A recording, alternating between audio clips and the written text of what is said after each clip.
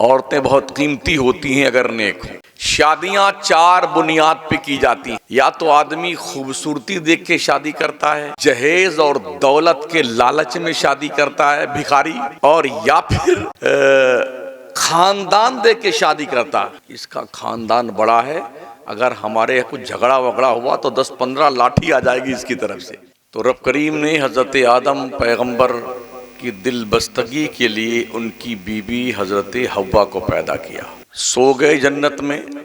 आदम की पैदाइश आग, हवा, मिट्टी और पानी से की गई है, लेकिन अम्मा हव्वा को आग, हवा, मिट्टी और पानी से नहीं पैदा किया गया। आदम पैगंबर के बाईं तरफ की पसली, टेढ़ी पसली से पैदा किया गया है। फिर ये दोनों जन्नत में रहने लगे, दिल लग गया। जोड़े जन्नत में बनाए गए हैं, जिसका रिश्ता जहां रब ने रखा है वहां उसका रिश्ता होता है। ये बात याद रखें, जिंदगी एक ट्रेन का नाम है जो दो पटरी पे चलती है। एक पटरी का नाम मर्द है और एक पटरी का नाम औरत है। इन दोनों पटरियों में से अगर कहीं भी कोई एक पटरी डिसबैलेंस हो जाए तो आप देखते होंगे वहां पर ट्रेन बहुत आहिस्ता गुजरती है। जहां थोड़ा टेढ़ा राउंड ले लिया हो ना ट्रेन, फुल स्पीड में चलने वाली ट्रेन वहां बहुत आहिस्ता चलती है, कहीं पलट न जाए। गोया जिंदगी उसी ट्रेन की तरह है जो लोहे की दो पटरियों पे चलती है, और इस जिंदगी के जितने भी साल हैं शादीशुदा होने के बाद से लेकर के, ये हमेशा ध्यान रखने की जरूरत है कि ऐसे मोड़ भी आएंगे जहां पर दोनों को बड़ी हिकमत अमली से ट्रेन की पटरी को के पर गाड़ी को चलाने की जरूरत है।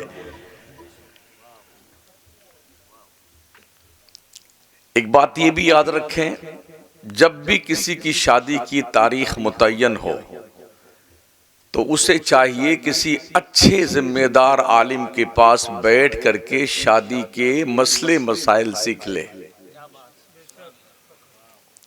जिस तरह हाजी साहब हज पे जाए ना, कुरान अंदाजी में नाम निकल आए तो उसे हज के मसाइल सीखने चाहिए, उम्रा के मसाइल सीखने चाहिए, वरना बड़े हादसात पेश आते हैं। पिछले साल हम गए थे, कुछ हाजियों उम्रा वालों को लेके 135 लोग थे। ऐसे ऐसे लोग गए जो कभी हजरत जुम्मा नहीं पढ़ते थे। तो जब पहले दिन हम काबा शरीफ में गए तो उम्रा करने के लिए तवाफ पहला किया, 3 चक्कर घूमे काबा के आसपास। तो एक बंदा पूछता है, मौलाना साहब काबा शरीफ कहाँ है?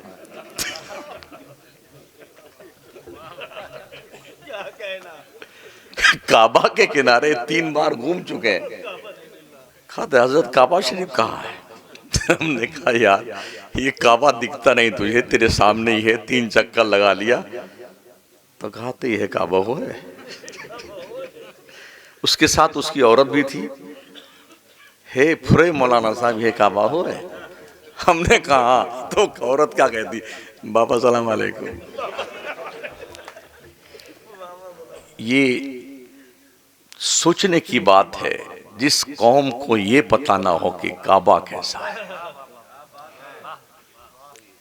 मतलब ये कि हमारे जो जलसे हो रहे हैं ना, इन जलसों से हमारी कौम को जो कुछ मिलना चाहिए कुछ नहीं मिलता। माफ कीजिएगा, हमारे जुमले वैसे भी बहुत तल्ख होते हैं। हाँ, बहुतों के हाजमा खराब हो जाते हैं। कुछ नहीं मिलता। खरबों रुपए सालाना हमारे जलसों पे खर्च होते हैं, मगर बस यही वाह वाह वाह वाह वाह वाह, जिंदाबाद जिंदाबाद, मुर्दाबाद मुर्दाबाद, खत्म कहानी। इसी का नाम हमारा जलसा हो गया है। सीखिए कुछ, उलमा से पूछें। अगर तलाक़े कनाया के अल्फाज गिनने लग जाए ना तो पैरों तले जमीन सरक जाती है। कितने ऐसे लोग हैं जिन्होंने अपनी बेगमों को तलाक दे रखा है और वो फिर भी बीवी हैं उनकी। जानता ही नहीं बंदा। तो दीन सीखिए। अब तक जो लाइन में है शादी के, जिनकी अभी नहीं हुई है, उनसे मेरी गुजारिश है, जब आपकी तारीख मुतय्यन हो जाए तो किसी अच्छे आलिम के पास बैठ के जरूरी मसले सीख लें शादी ब्याह के, वरना तो कबिल तो है ही है।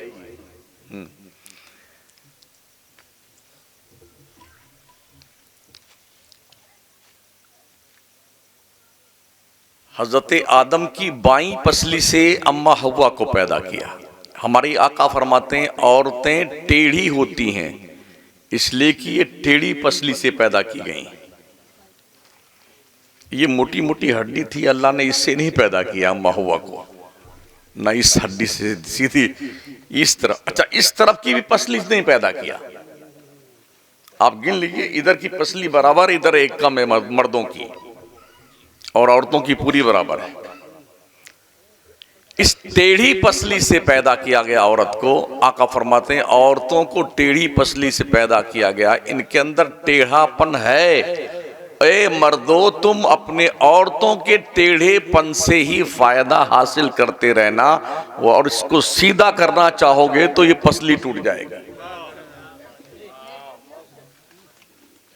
सूफिया फरमाते हैं बाईं पसली से, वो भी टेढ़ी पसली से क्यों पैदा किया गया औरत को, तो फरमाते हैं चूंकि बाईं तरफ के पसली के नीचे दिल बहुत करीब है पसली से। बताना ये चाहा है रब ने कि औरत दिल में बिठाने की चीज है, सर पे बिठाने की चीज नहीं है। गड़बड़ी और खराबी वहीं पैदा होती है जब औरतों को सर पे बिठाया जाता है, दिल में बिठाया जाए। इसलिए दिल जो है पसली के बहुत करीब है, तो रब ने इसीलिए पसली से पैदा किया, बाईं तरफ की पसली से औरत को। जो मैंने आयत पढ़ी है उसका मफहूम और जो हदीस पढ़ी है उसका मफहूम सुन लें। खुतबे निकाह में 3 आयतें कुरान की पढ़ी जाती हैं और तीनों में अल्लाह से डरने का हुक्म है।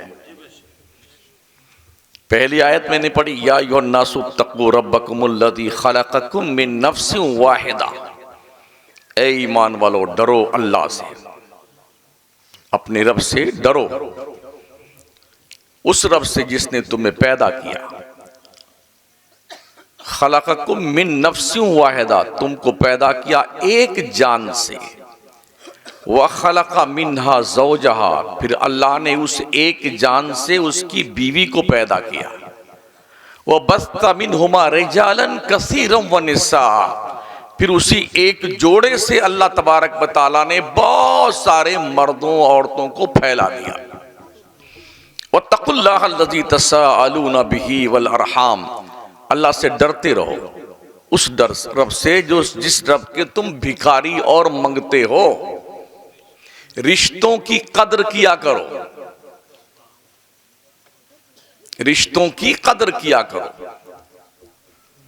इन्नल्लाह काना अलैकुम रकीबा, बेशक अल्लाह तुम पर निगहबान है। हमारे माशरे में जहां हम रहते हैं, हम लोग क्या कहते लोग, हम लड़के वाले हैं, तुम लड़की वाले हो, हमारा रुतबा बड़ा है तुमसे। आज तक मैंने किसी भी किताब में नहीं पढ़ा कि लड़के वाले का रुतबा बड़ा होता है और लड़की वाले का रुतबा कम होता है। मगर अजब हाल है, एक से एक अंट संट जहनियत के लोग उल्टे सुलटे काम करते रहते हैं और लेक्चर देते हैं कि लड़की वाले को दब के रहना चाहिए। क्यों भाई साहब, क्यों दब के रहना चाहिए? मेरे करीम आका फरमाते दुनिया कुल्लुहा मता व खैरु मताई दुनिया अलबरातुस सालिहा, दुनिया कुल की कुल बरतने की चीज है और दुनिया की सबसे इंपॉर्टेंट चीज का नाम नेक औरत है। औरतें बहुत कीमती होती हैं अगर नेक हो। शादियां 4 बुनियाद पे की जाती हैं, या तो आदमी खूबसूरती देख के शादी करता है, या जहेज और दौलत के लालच में शादी करता है भिखारी, और या फिर खानदान देख के शादी करता, इसका खानदान बड़ा है, अगर हमारे यहाँ कुछ झगड़ा वगड़ा हुआ तो 10-15 लाठी आ जाएगी इसकी तरफ से हमारी हिमायत में। और या फिर आदमी शादी करता है नेक औरत देख करके। ये 4 वजहों से शादी होती है। अब सुनिए मेरे नबी क्या फरमाते हैं, अगर तुमने खूबसूरती देख के शादी की तो बंदो सुन लो, हुस्न ज्यादा दिन तक नहीं रहता है। अगर तुमने दौलत की बुनियाद पे शादी की है, लालच में कि जहेज ज्यादा मिलेगा, तो अल्लाह तुम्हें भिखारी बना देगा। अगर तुमने खानदान देख के शादी की है तो अल्लाह तुम्हारी जिल्लत में इजाफा फरमाएगा। अगर तुमने दीनदारी देख के शादी की है किसी लड़की से तो अल्लाह तुम्हारी उस औरत में बरकत पैदा फरमाएगा। ये 4 वजह हैं शादी करने की। सुनिए मेरी तकरीर, सुनिए, बिल्कुल खामोशी के साथ तकरीर सुनिए और समझिए। तकरीर में मेरे नारा मत लगाइए, सिर्फ सुनिए। अभी हमारे शायर लोग आएंगे, खूब लगा लेंगे नारा, जितना लगाना चाहें लगाएं, लेकिन मेरी तकरीर सुनिए। तकरीरें जमाने के लिए नहीं होती हैं, तकरीरें समझाने के लिए होती हैं। इस जमाने में हालत ये हो गई है कि जमाते जमाते अभी पिछले एक 2 हफ्ते में एक खतीब साहब बैठे रहे लेके पूरा माइक खड़े हो गए और किसी ने पीछे से कुर्सी सरका दी। जब बैठे तो माइक लेके यूं गए। ये आए दिन हादसात हो रहे हैं। मतलब जमाने का शौक देखिए कि हमारी तकरीर जम जाए।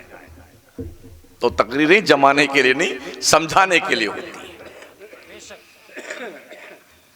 और ये भी ध्यान रखें, नशा चाहे हुस्न का हो, चाहे ताकत का हो, चाहे दौलत का हो, चाहे शराब का हो, चाहे कुर्सी का हो, एक ना एक दिन उतरता जरूर है।